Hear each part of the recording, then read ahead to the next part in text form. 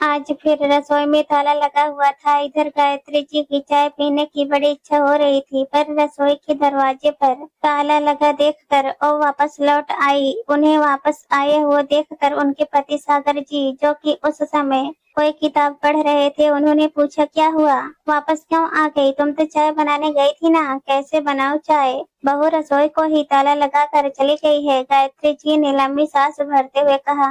यह सुनकर सागर जी ने अपनी किताब एक तरफ रखी और चश्मा उतार कर गायत्री जी से कहा, देखो गायत्री, अब यह हद से कुछ ज्यादा नहीं हो रहा है। कब तक परिवार की एकता का नाम लेकर सब कुछ भुगतती रहोगी? मुझे तुम बोलने देती नहीं हो तो अपने लिए तुम्हें खुद ही बोलना पड़ेगा। यह सुनकर गायत्री जी चुपचाप पलंग पर बैठ गई।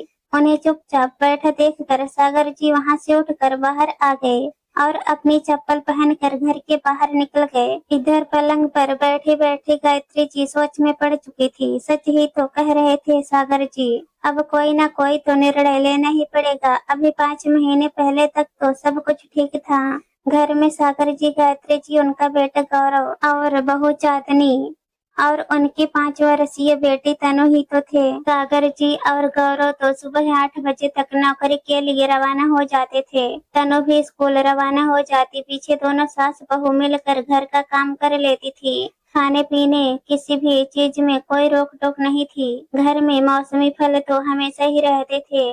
दूध, दही और खाने की चीजों पर कोई रोक टोक नहीं थी। जिसे जो पसंद हो वो खा लेता था। पर अधिकतर रसोई गायत्री जी ही संभालती थी। दोनों समय सबकी थाली में 2 सब्जी और पापड़ सलाद जरूर होते थे, क्योंकि उनका मानना था कि इंसान जब कमाने के लिए इतनी मेहनत करता है तो खाना तो उसे पौष्टिक और सही मिलना ही चाहिए। लेकिन अभी 5 महीने पहले सागर जी रिटायर हो गए। हालांकि उनकी पेंशन तो आ ही रही थी। रिटायर वाले दिन चांदनी ने मजाक ही मजाक में गायत्री जी से अपने मन की बात कह दी। मम्मी जी देखिए, पापा जी अपने काम से रिटायर हो चुके हैं, अब आप भी रसोई से रिटायर हो जाइए। अब तो जिम्मेदारी हमें संभालने दीजिए। इससे पहले कि वो कुछ कहती, गौरव ने कहा, हाँ मम्मी, अब तो आपके भी आराम के दिन हैं। आप भी कब तक लगी रहोगी रसोई में? अब तो जिम्मेदारी बहू को दो। अब अपनी पोती को खिलाओ और प्रभु भजन में समय व्यतीत करो। आखिर उन्हें क्या परेशानी थी? बहू अपना घर खुद संभालना चाहती थी, उल्टा तो उन्हें रसोई के काम से भी छुट्टी मिल रही थी। तो सबके कहने पर उन्होंने रसोई और घर की पूरी जिम्मेदारी चांदनी को सौंप दी। बच्चों का भार न पड़े इसलिए इधर सागर जी भी हर महीने 10,000 रुपए चांदनी को दे दिया करते थे। इसके अलावा फल सब्जी वगैरह तो वो खुद ही ले आया करते थे। शुरू में तो कोई परेशानी नहीं हुई थी, लेकिन धीरे धीरे चांदनी के स्वभाव में फर्क आने लग गया। अब सागर जी और गायत्री जी की थाली में कुछ न कुछ कमी रह ही जाती थी। कभी सलाद नहीं होता था तो कभी पापड़ नहीं होते थे। कई बार सुबह दही नहीं होता था, कई बार तो सिर्फ रोटी और एक सब्जी रखी मिलती थी। शुरू में तो उन्हें लगता था कि शायद बहू ने पूरा खाना बनाया ही नहीं है, क्योंकि जिस समय वो लोग वाक से लौटते थे उस समय तक तो गौरव नाश्ता करके रवाना भी हो जाता था और चांदनी की आदत थी कि वो नाश्ता खाना अपने कमरे में ही करती थी। हाँ, कई बार तनु के पास अगर कुछ दिख जाता तो चांदनी कह देती, मम्मी जी सिर्फ तनु के लिए बनाया था, क्योंकि वो जिद कर रही थी। फिर 1-2 बार उन्होंने चांदनी से पूछा तो चांदनी ने बहाना बना दिया, मम्मी जी आज तनु परेशान कर रही थी इसलिए पूरा खाना नहीं बना पाई। या कभी कहती कि आज नींद देर से खुली थी इसलिए सिर्फ सब्जी रोटी ही बनाई है। तो कभी कहती कि मम्मी जी बहुत काम था इसलिए मैं नहीं कर पाई। कई बार तो गायत्री जी ने कहा भी, बहू अगर काम का बोझ बहुत ज्यादा है तो मैं रसोई दोबारा संभाल लूंगी, मुझे कोई परेशानी नहीं है। लेकिन चांदनी मना कर देती। फ्रूट भी सागर जी अगर लेकर आए हैं उसी समय गायत्री जी ने काट कर दे दिए तो मिल जाते थे, नहीं तो बाद में देखो तो वो भी फ्रिज में नहीं होते थे। पूछने पर पता चलता था कि खत्म हो गए। लेकिन एक दिन गौरव ऑफिस से आकर चांदनी से बोला, अरे चांदनी, तुमने आज जो मटर पनीर की सब्जी बनाई थी उसमें नमक थोड़ा कम था। टिफिन में रखने से पहले चेक तो कर लिया करो, पता है नमक भी नहीं था मेरे पास।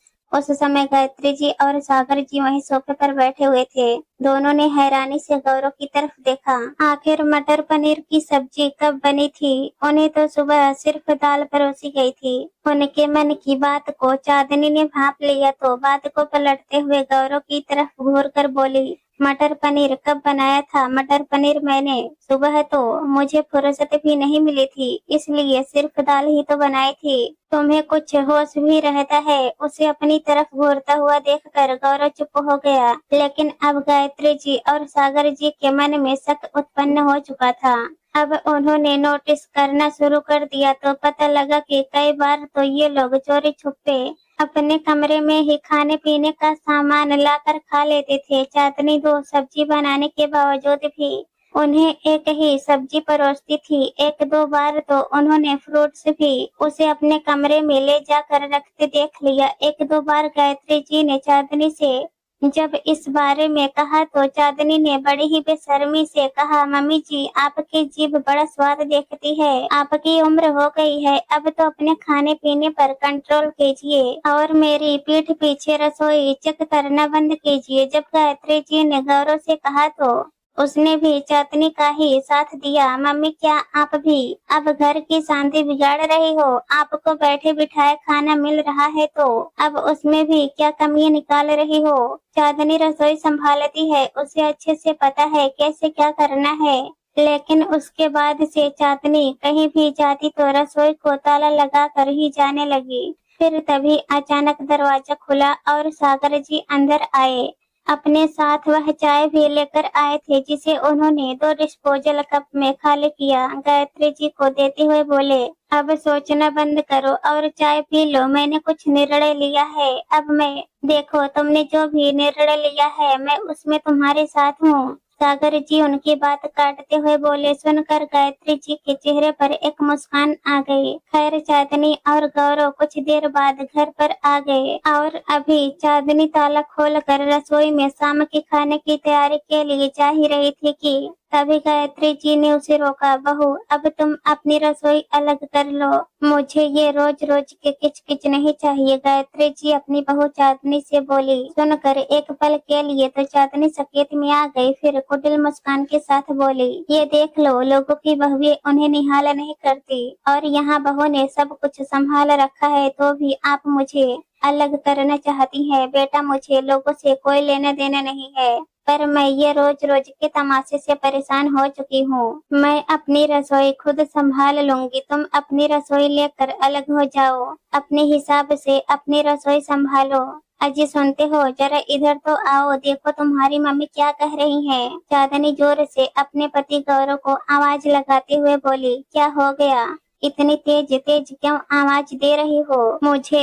गौरव अपने मोबाइल में आंखें गड़ाए हुए बाहर आया और बोला, ये तुम्हारी मम्मी क्या कह रही हैं? जरा सुन लो। कह रही है कि मैं अपनी रसोई अलग कर लो। सुनकर गौरव भी हैरान रह गया और उसने अपना मोबाइल अपनी पॉकेट में रखते हुए कहा, ये क्या बोल रही हो मम्मी? रसोई क्यों अलग कर दी? परेशानी क्या है? सब कुछ तो सही चल रहा है, फिर बैठे बिठाए क्या फितूर चढ़ा है आपको? देख बेटा, एक घर में रह लेने से या फिर एक ही रसोई में खाना बना लेने से ये मतलब नहीं होता है कि हम साथ रह रहे हैं। साथ का मतलब तुम दोनों को पता भी है। थक चुकी हूँ मैं तुम्हारी ये रोज रोज के तमाशे से कम रसोई अलग होगी तो हम अपनी मर्जी का बनाकर खा सकेंगे। गायत्री जी ने जवाब दिया, अरे वाह मम्मी, अपने खाने पीने को थोड़ा सा कंट्रोल नहीं कर सकती जो उसके पीछे अपने परिवार को तोड़कर अलग कर रही हो? शर्म आने की बात है, परिवार को एक कर चलाना आप लोगों की जिम्मेदारी है, लेकिन आप तो खुद ही इसे तोड़ने पर तुली हो। चांदनी ने कहा, घर को जोड़ कर रखने की जिम्मेदारी बुजुर्गों की होती है, लेकिन क्या इस जिम्मेदारी के पीछे भूखे मर जाए? शर्म करो, तुम दोनों पति पत्नी खुद अपने कमरे में ले जाकर चुपचाप खा लेते हो और यहाँ हमें ढंग की रोटी सब्जी भी नसीब नहीं होती। मैंने कोई इस परिवार को एक करके रखने का ठेका नहीं लिया है, बस कह दिया मैंने कि अपनी रसोई अलग कर लो। गायत्री जी ने एक तरह से आर्डर देते हुए कहा। इतने में सागर जी भी बाहर आ गए। उन्हें देखकर गौरव ने कहा, पापा समझाओ मम्मी को, देखो क्या कह रही है। बेटा ये तो तुम्हें यह सब करने से पहले ही सोचना चाहिए था। ये कम से कम तुम्हें रसोई अलग करने को ही तो कह रही है, मकान से नहीं जाने को कह रही है। इस फैसले में मैं इसके साथ हूँ, तुम अपना देख लो। आखिर सागर जी ने भी अपना फैसला सुना दिया।